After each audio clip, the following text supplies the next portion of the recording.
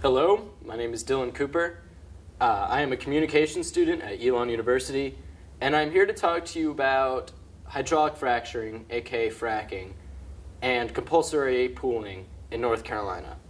Some of you may have heard about the fracking debates going on in the state, but may not fully understand the issues behind the quarreling. That is what I'm going to explain to you today. To really see the full picture, you must go back to the beginning and understand the concepts that created forced pooling and how it now plays out in shale gas extraction. Okay, so let's take a location. There we are. And in here, there's a community. So here we have some houses.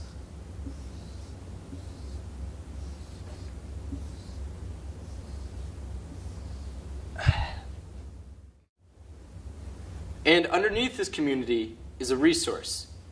It can be water, oil, natural gas. It doesn't matter. There's a big reservoir of it, and it is free flowing. So here's our reservoir. In this case, let's say it's oil. Then let's say that you have Nick, Rachel, Dan, and Maggie.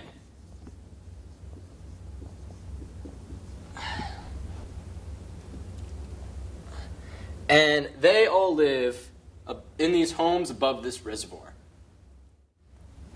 So let's say that one day Rachel is doing some gardening in her yard, and for whatever reason, she discovers this reservoir of oil beneath her property. So she decides to put up a well in her backyard.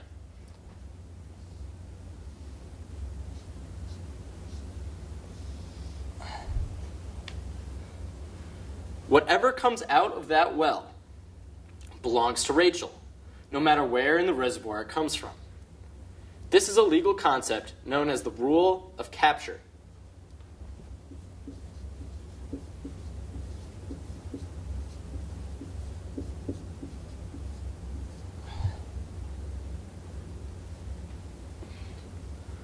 Whoever puts the straw in, whatever comes out of that straw belongs to them.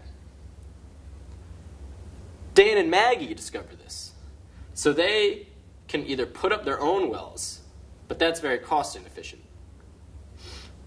Everyone would be drawing from separate wells, and it has a fairly large environmental impact. So instead of doing this, they talk to Rachel and make a deal that they will help pay Rachel for Rachel's well if they are included amongst the profits. This is called pooling.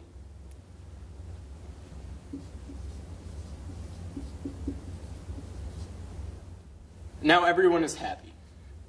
They're sharing the profits, the cost, and it has a much lower environmental impact. Except for Nick, right here. For one reason or another, Nick is not a part of the pool and doesn't want to be a part of it. The thing is that Rachel, Dan, and Maggie cannot take their resources out of this pool without also taking Nick's. They are not going after it. It is coming to them, and there's nothing they can do about it short of removing the well entirely. Now, what we have said over time is that it's not fair to someone like Nick to lose their share of the well simply because they're not in the pool. So we created laws that force Nick into the pool, whether he likes it or not, for his own good. This is called forced pooling.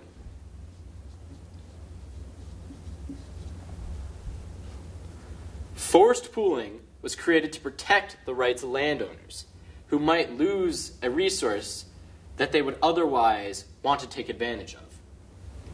This is a very different situation than the one that we have in North Carolina. Instead of having a very big and open reservoir, the resource is trapped in the rock.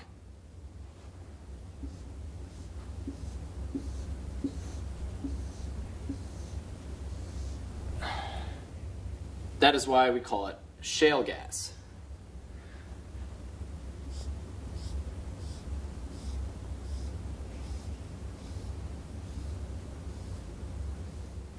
So now, when Rachel sticks her straw in, instead of pulling from the whole resource, she only gets this little bit here.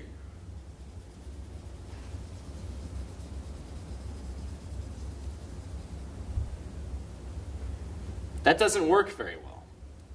In order to access more of the resources, Rachel pumps in a liquid that is under very high pressure, and that liquid is used to break up the shale rock and release the gas for extraction. Because it is using a liquid to break up the rock, it is called hydraulic fracturing.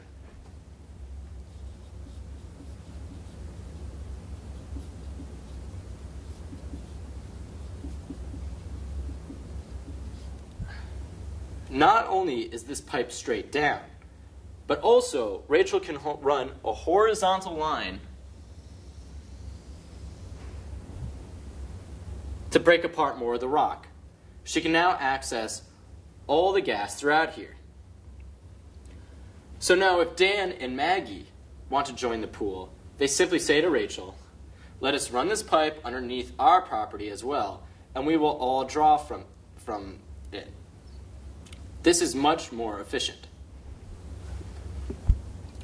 Yet notice that the resource is not coming to the well.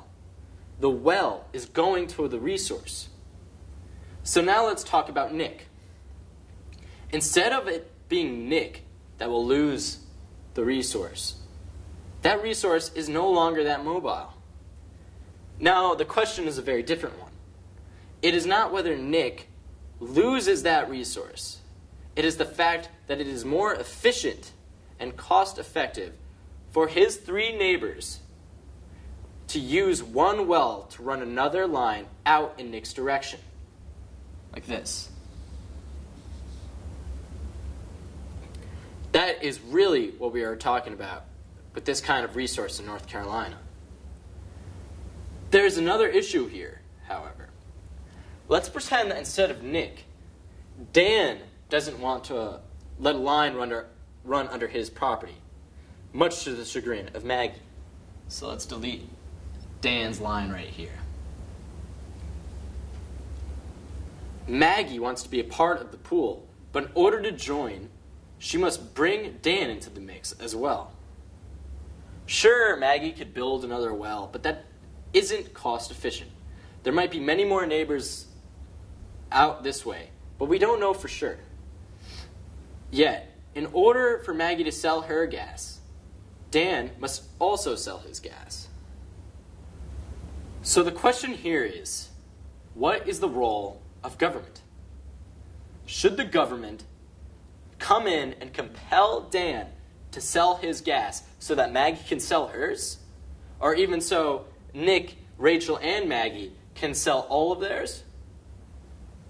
But why should Dan lose the right to determine what happens with his land and be forced to cover the cost as well as getting some of the return for the extraction from the others so that their resource can be extracted in a cost-efficient manner?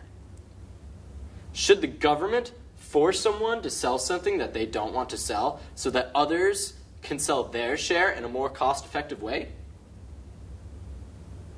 That's the real big question going on in North Carolina. Thank you very much for listening. I'm Dylan Cooper, and I hope you learned a lot from this today.